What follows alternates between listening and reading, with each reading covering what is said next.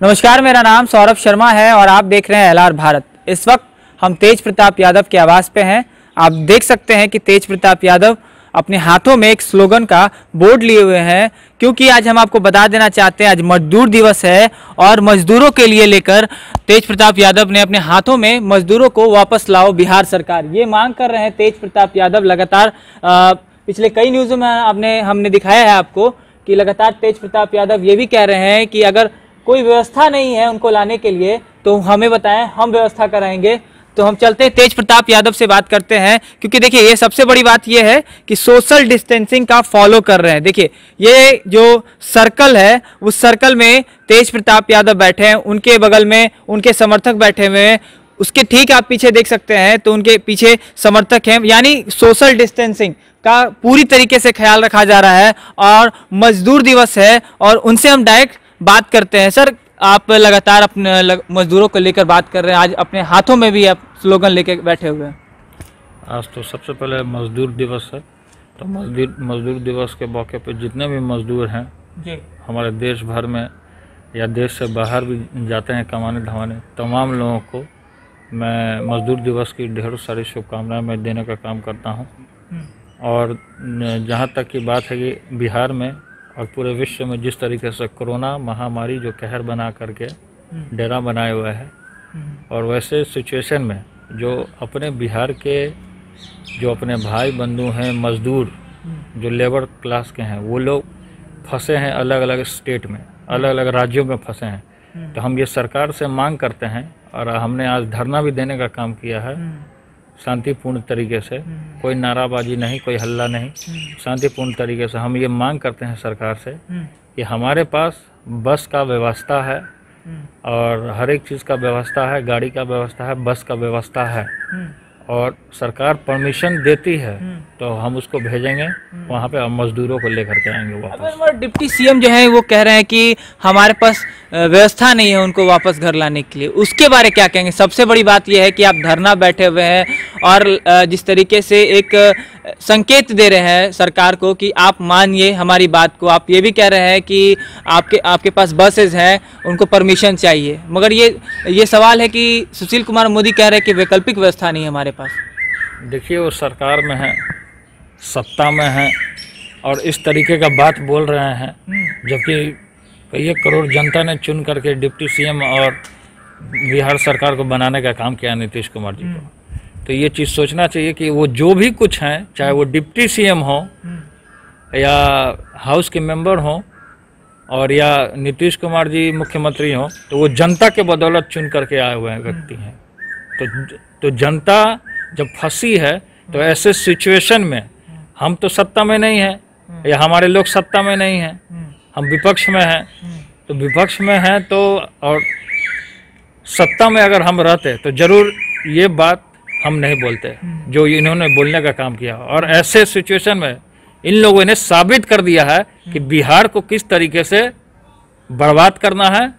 और किस तरीके से नेग्लेक्ट करना है। तो ये चीज़ लोग देख रही है और जो वहाँ भी जो फंसी हुई है, जो बिहार की जो जनता है, ये पूरे तरीके से देखने का काम करेगी किस तरीके से बिहार के साथ जाति हो रहा है, उनको हीन भावना से देखने का काम हो रहा है। तो उनके समर्थन में पूरे तरीके से हम सरकार से ये मांग करते हैं कि आप हमको बस का परमिशन दिलाइए, हम खुद जाएंगे, हम खुद स्वयं चले जाएंगे, उन लोगों को वहाँ से ले करके आएंगे हम अपने घर वापस ही।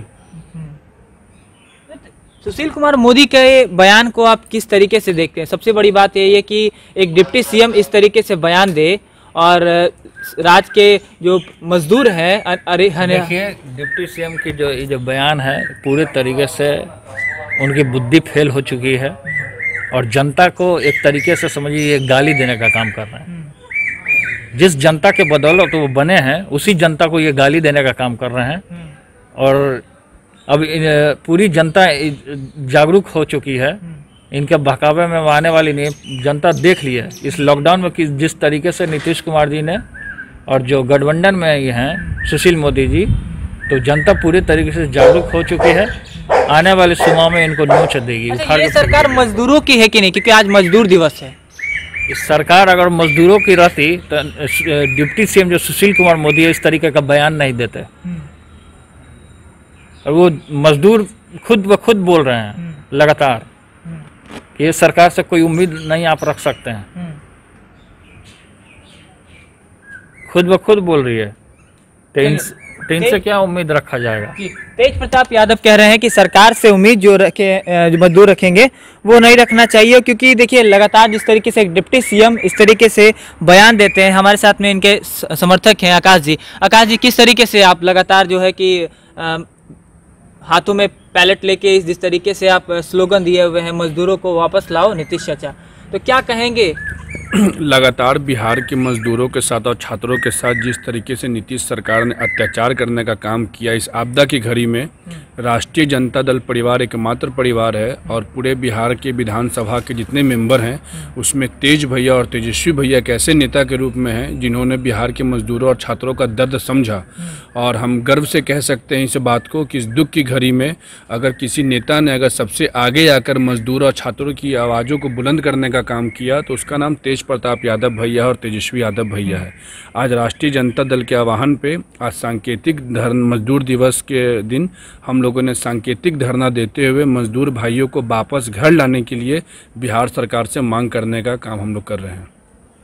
अच्छा, तो लगातार जो है कि तेज प्रताप जी भी मांग करते रहे थे कि उनको घर वापस लाना चाहिए, अगर हमको परमिशन मिलता है तो हम लेके आएंगे। तो क्या कहते हैं सीएम नीतीश कुमार इसके बारे में, कुछ क्या कहेंगे? मैं आपको बता दूं कि श्री तेज प्रताप यादव भैया सिर्फ मांग नहीं कर रहे हैं बल्कि वो लोगों के लिए संघर्ष कर रहे हैं। लगातार जिस वक्त से कोरोना वायरस का आपदा और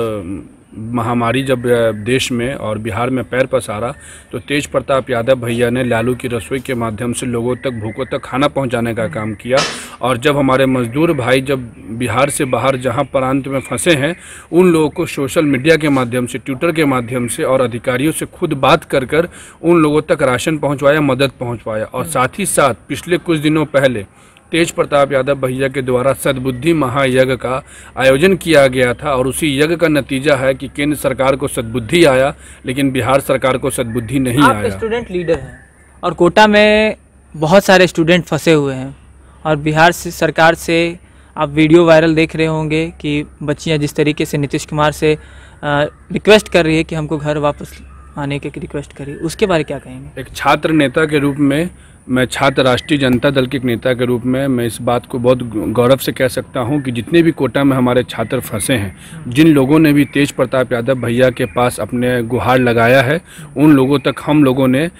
मदद पहुंचाने का हम लोग काम किए हैं। और पहले नेता तेज प्रताप यादव भैया होंगे जिन्होंने खुद सबसे पहले बस देने का काम बिहार सरकार को प्रस्ताव भेजा था और यहाँ तक कह डाला था कि अगर सरकार परमिशन देगी तो वो खुद वहाँ जाएंगे और वहाँ से छात्रों को सही सलामत वहाँ से लेकर आने का काम किस तरीके की मदद पहुँचाई है आपने कोटा में छात्रों को? हम लोगों के पास पूरा डिटेलिंग है कि जिन छात्रों ने भैया से मदद मंगवाया, सिर्फ कोटा ही नहीं बिहार देश के हर एक राज्य में लोगों ने जो जो मदद मांगने का काम किया, तो पेटीएम और गूगल पे के माध्यम से हम लोगों ने 500 रुपये भी देने का काम किया है। और वहाँ स्थानीय जो हमारे दल के कार्यकर्तागण थे उन लोगों के माध्यम से उन लोगों तक राशन पहुंचाने का काम हम लोगों ने किया। चलिए, तो आकाश जी भी जिस तरीके से साफ रूप से कह रहे हैं कि छात्रों के हक की बात कर ली जाए तो सरकार लगातार जो है कि दावे तो कर रही है कि हम उनके वापस लाने की कोशिश कर रहे हैं। और सीएम नीतीश कुमार ने यह भी कहा है कि प्रधानमंत्री से रिक्वेस्ट किया है कि उनके लिए ट्रेन खोला जाए। मगर डिप्टी सीएम का ये बयान, जिस तरीके से उन्होंने कहा कि संसाधन की कमी है, मगर तेज प्रताप यादव साफ रूप से कह रहे हैं कि अगर हमें इजाज़त दिया जाएगा तो हम खुद वहाँ से लाके बच्चों को या फिर मजदूर जो है कि बिहार उनको लेके आएंगे। दरअसल अब देखने वाली बात यह है कि बिहार सरकार तेज प्रताप यादव को आदेश देती है कि नहीं। पटना से सौरभ शर्मा की रिपोर्ट।